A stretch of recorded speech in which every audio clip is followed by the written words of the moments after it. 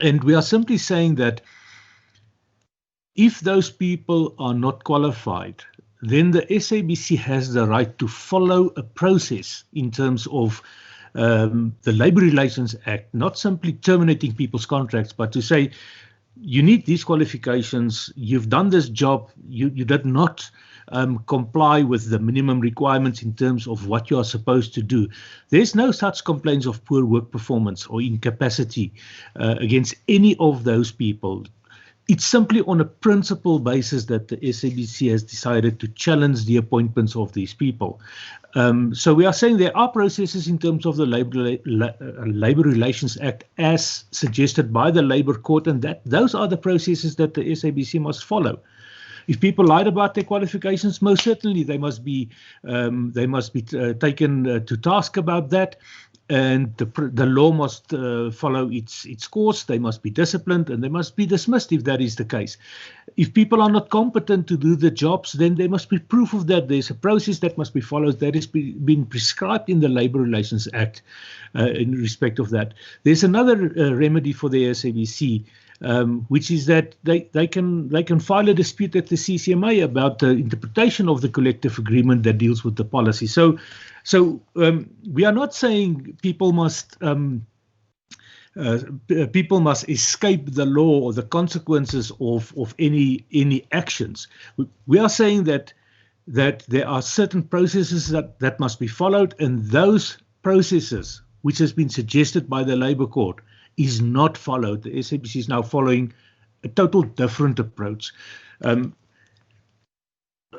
Chair, it is not us who said that the skills audit is irrelevant. It is the SABC who has said to this honourable committee that the skills audit is irrelevant. There is no need for a skills audit. It's not us who's saying that. Whether we have engaged the SABC, the Human Resources Department, most definitely so. We have letters. We will attach those letters to the committee in support of our answer in respect of this. Yes, we did. We also will include letters to the committee where we raised issues on behalf of staff members, and we were told by the very HR that we must know our place and that we should not co-manage the SABC, whilst we were merely raising issues about employee issues. So we'll include all of that. The issue of the sabotage issue and whether that is sub judice or not, Chair, those are two different issues. There is an issue where people have been accused of sabotaging the president's speech. That matter has been dealt with. Disciplinary hearings took place, employees were suspended, those hearings took place, and that has been dealt with. There is a different issue now, which is a defamation issue against the SABC about statements that has been made. So the issue about sabotaging the president, that is not sub judice. That matter has been dealt with. Chair, on the other questions, we will respond in writing. Thank you, Chair. Thank you, Mr. Bryson. Can we now have editorial forum? 5 minutes. Thank you, Chair. My name is Busisiwe. I'm with the forum. I would like to respond on 2 questions, perhaps there. Just to add on the matter of sub judice. As editorial workers, we are often told by people who do not want to account that issues are sub judice, but I would like to indicate that actually the courts have dealt with matters such as this.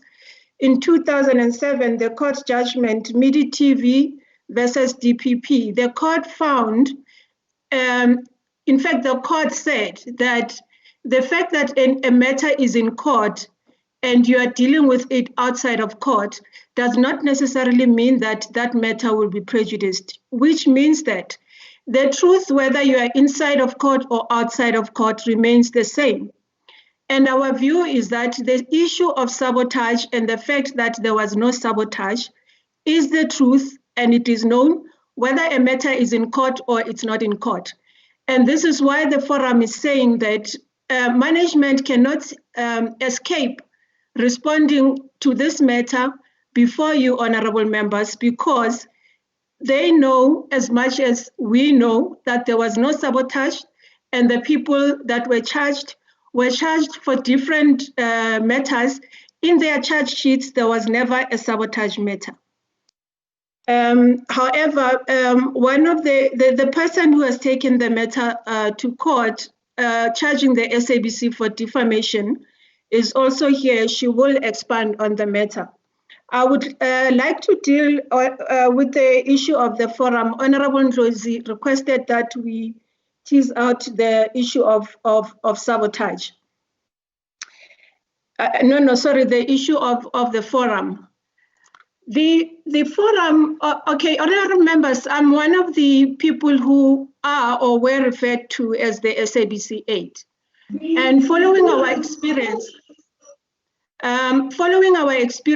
after having fought Shaudi and his illegal instructions, we got an opportunity to travel to Germany, and we all know the history of Germany and how Goebbels, the Minister of Propaganda, was able to influence information.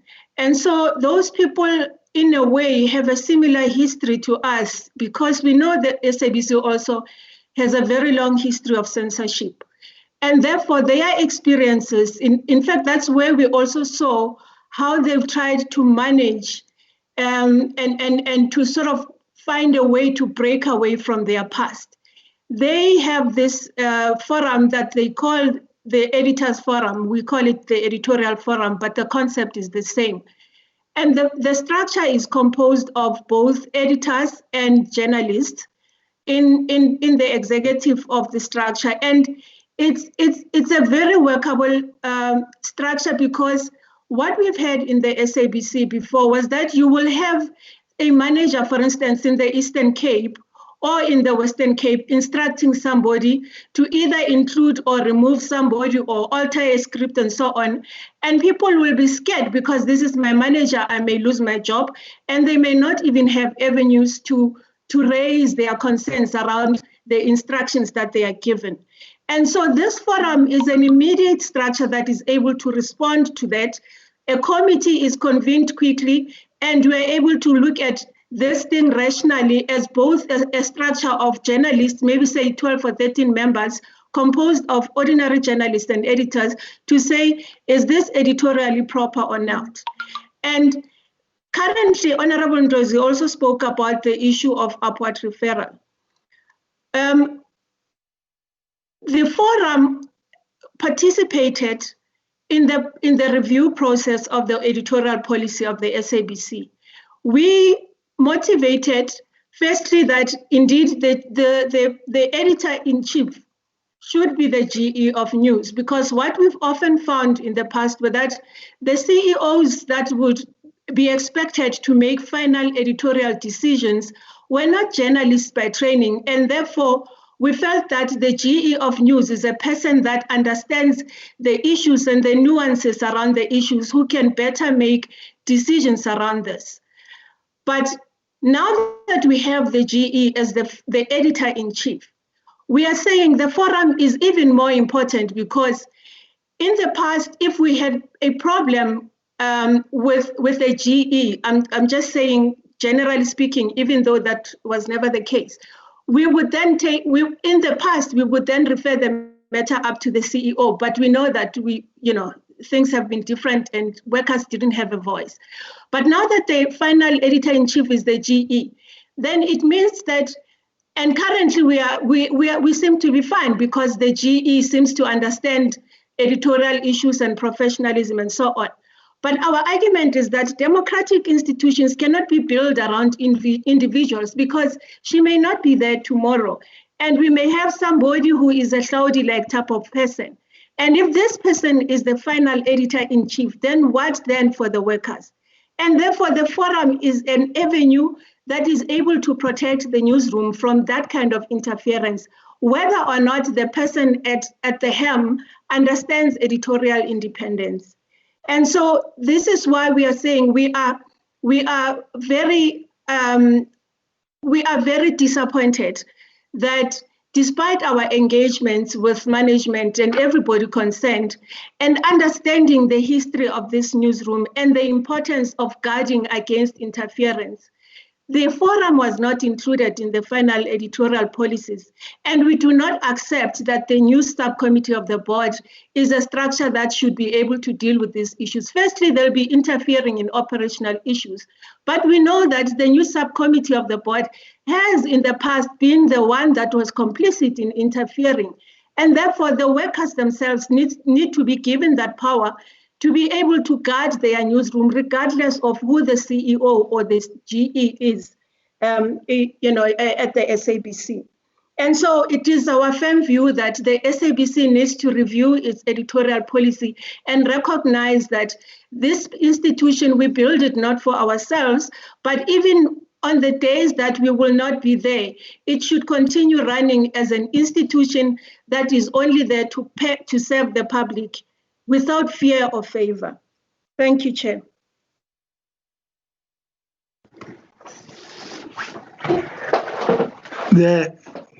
Thank you, Chair and honorable members. There was a question that was raised about the structure.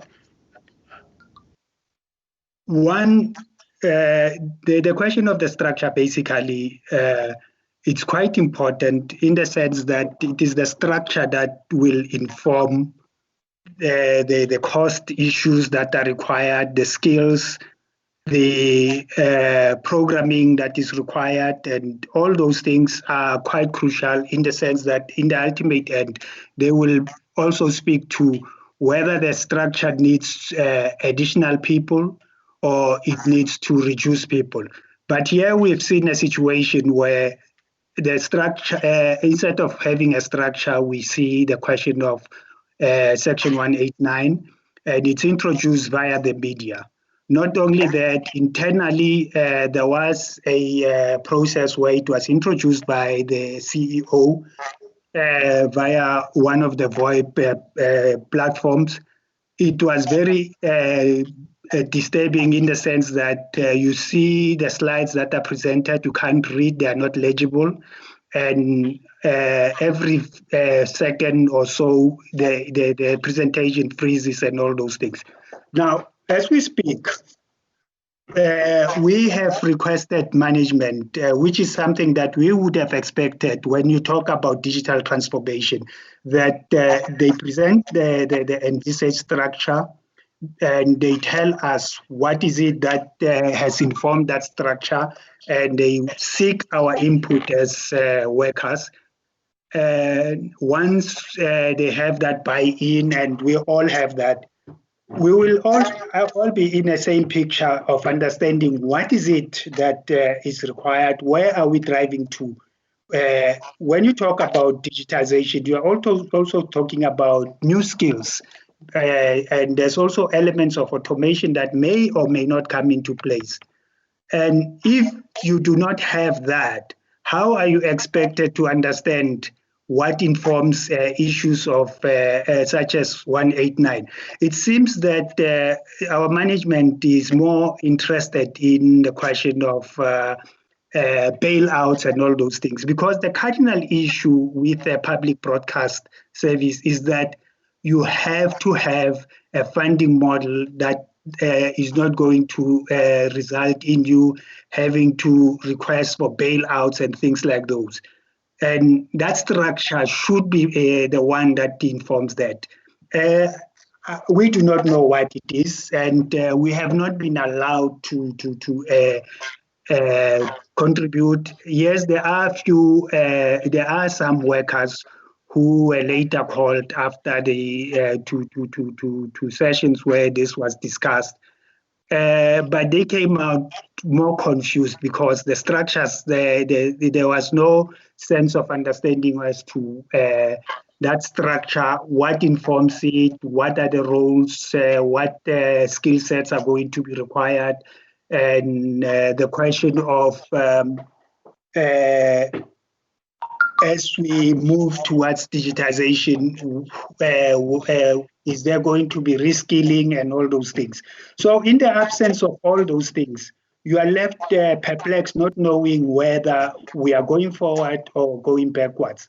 Instead of focusing on those cardinal issues, the structure, the technology that is going to be required and all those things are missing. All we are seeing, and which is paramount and cardinal in their view, is the question of retrenchments. What are they going to get? You're going to retrench people. Then after having retrenched them, you realize that you are losing you don't have a sustainable funding model. Then you have to retrench again. Ultimately, the public broadcast service is going to be diminished. And we are in a digital space, we are going to give competition that opportunity to take over that. A typical example, for example, is that of the United States, where you have just wind up, because your 5 minutes now is like over. Okay. As if you can up that point. Okay, I think I've repeated myself, but the issue is we have not been given the structure, and we have not been treated fairly, and we don't know what informs those issues. They seem to be focusing on areas that are not essential in building a public broadcast service. Thank you. Thank you. Honorable members, maybe just as a way of going forward, the purpose was to hear from all the stakeholders, and I think we have really tried to do that. And having heard, I think it helps the committee as we move forward to be able to engage from an informed position. But we do know, though, that the SABC still needs to come back to us and respond to a number of things that have been raised. And we will also expect that we receive in writing, firstly, the presentation made by the Deputy Minister, because it also spoke to the process that they were engaged in assisting the SABC process. We'll also expect, in terms of specific questions we would have asked both SABC as well as the other stakeholders that have just appeared before us today, that we receive also those in writing and be able to schedule our next meeting where we actually get the necessary responses. But I think what is clear, honorable members, is that having listened to all the contributions thus far, we still need to encourage the SABC and all stakeholders who are trying to ensure that the broadcaster is sustainable and so on, to continue engagements, because there's nothing that really takes that away. So therefore, not appearing before the committee does not give reasons not to engage. There should be that engagement so that even by the time of coming back to the committee, there's benefit that can be derived from such an engagement. At this point in time, I think members would agree that what we raised at that time remains relevant, that there's nothing that beats that engagement. And therefore it would be premature at this point to even talk that people have been retrenched or they are to be retrenched. You need that engagement, which should then take us to a point of saying, having engaged, this is what comes out. This is how SABC could be sustainable. And I'm also happy that from the presentations made, the point has been very clear.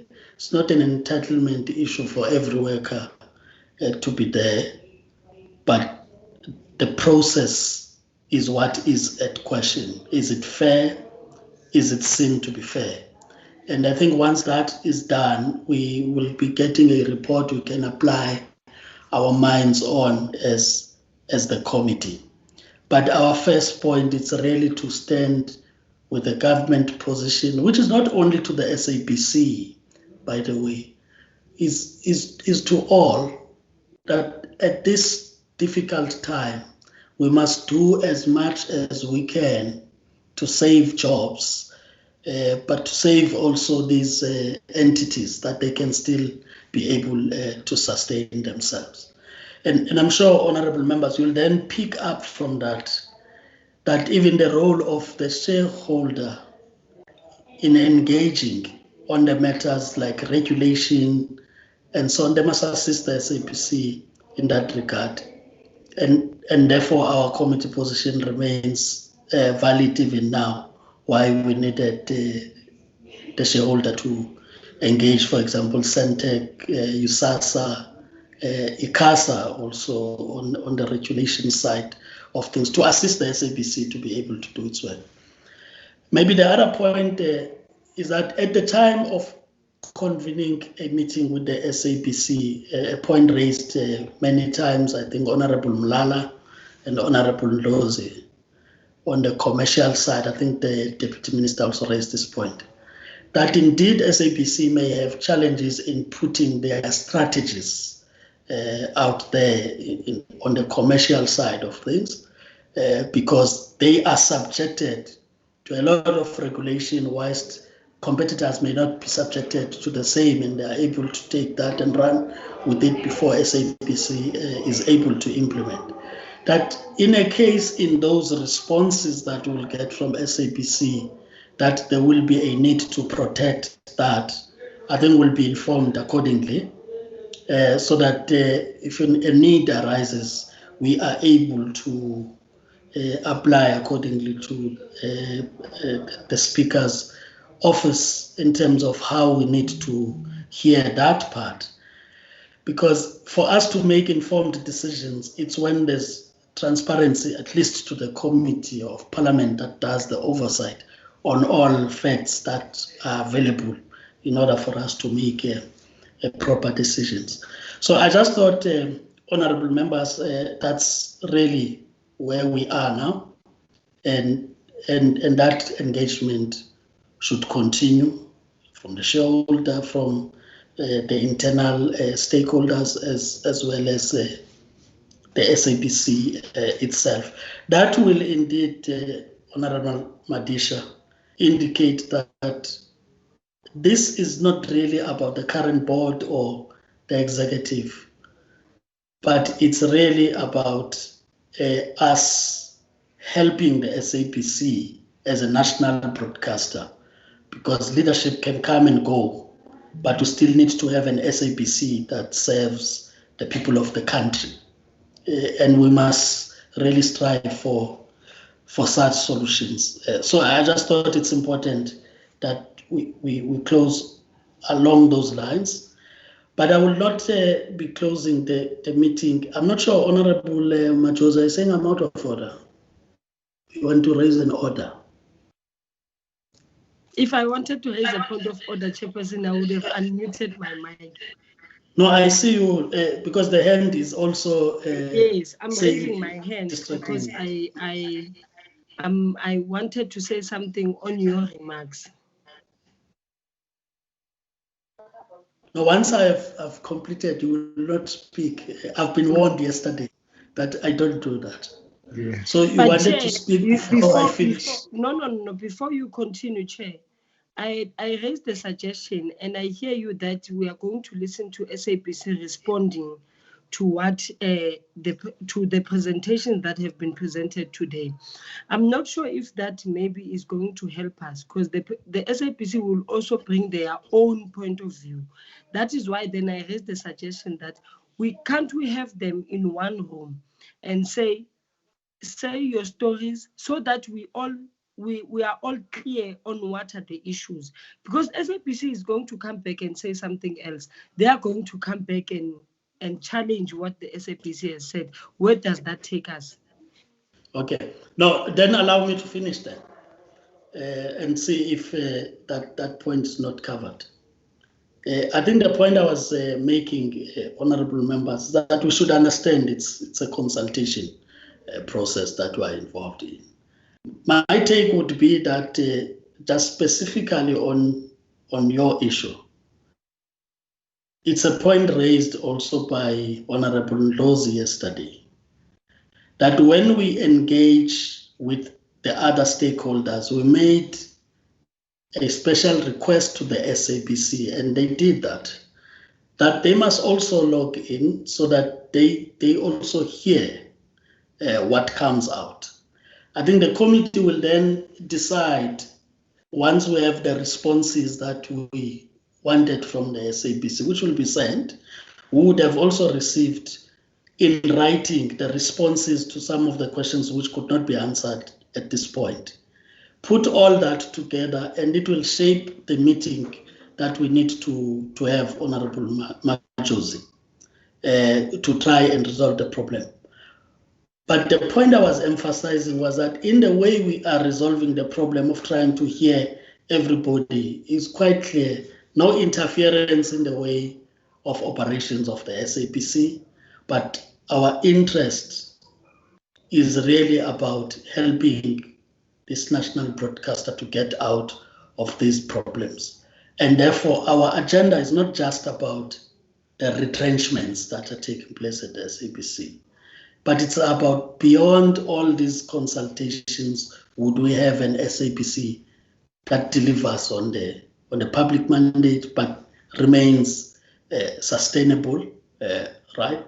Because even from people that we think are complaining, how I listened to what has been raised, there are some proposals on the table also, even from them, in terms of what could be done to help the SABC turn around. So it's a matter of trying to get all those ideas, put them together, and be able to move forward in that regard. So I just thought I should emphasize the point. It's just about listening at this point. I don't think the committee needs to make a call at this point when we are still going to hear other people speaking.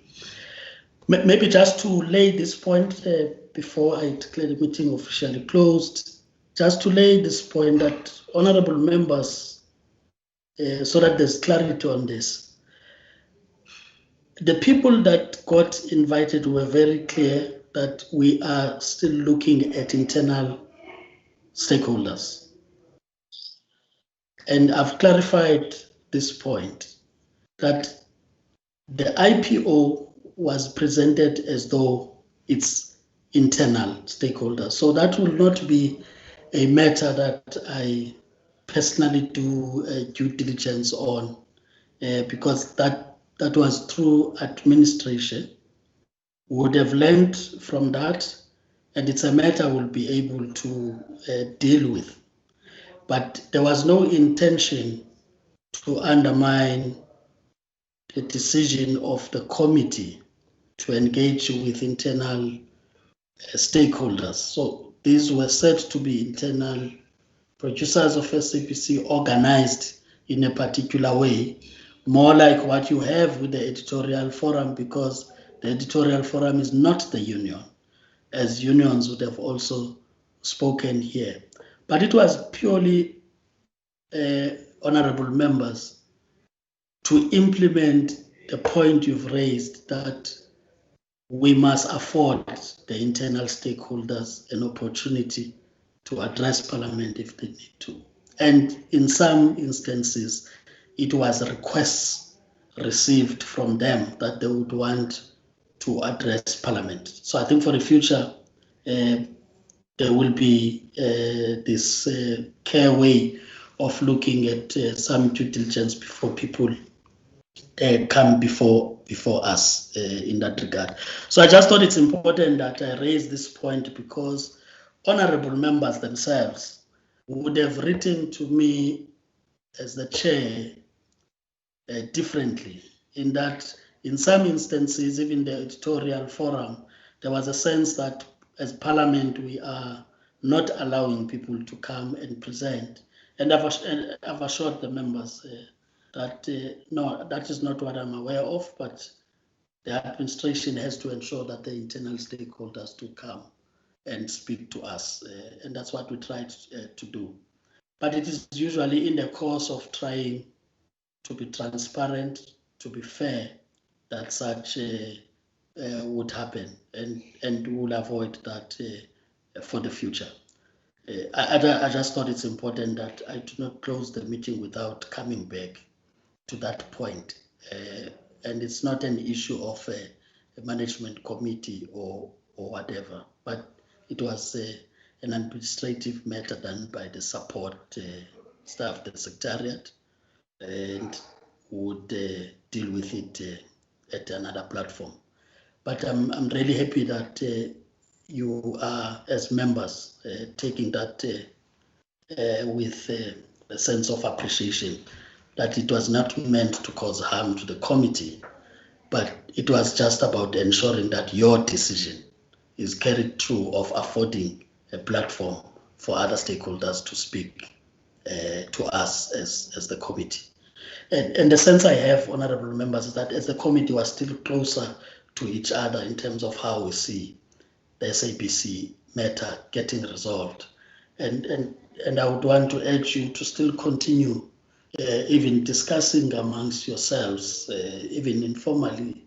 It does work better that way, that if I came across in a particular way and matters are lost in translation of what I'm saying, it's important to engage. And I think that's what I also appreciated from members, that when I was not aware that there were people who believed that they are being stopped from coming here and present, that they brought that to my attention, and that's why they are here before us today.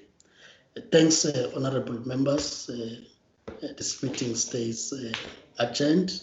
We will be briefed if we are able to get the responses on the readiness of the SABC, the department itself, as they consult whether they will be ready to come back to us soonest, and will apply accordingly to get a date for such a meeting. But at this point, engagement must continue at that level, and our committee position remains the same. Thank you, honorable members and our guests. The meeting stays adjourned. Thank you, Chair. Thank you. Colleagues. Thank you. Thank you. Keep warm and keep safe. Okay, honorable McKinsey. Good night. I'm in the Karoo side, it's cold here. So.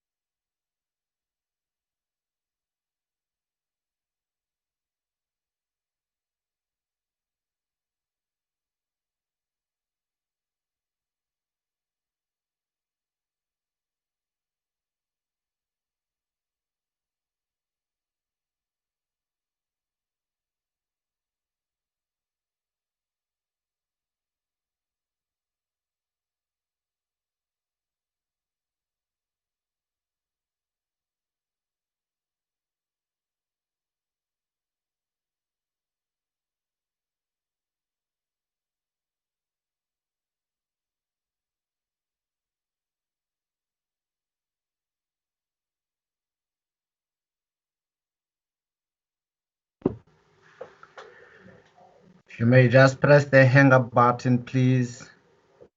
The red button with the phone.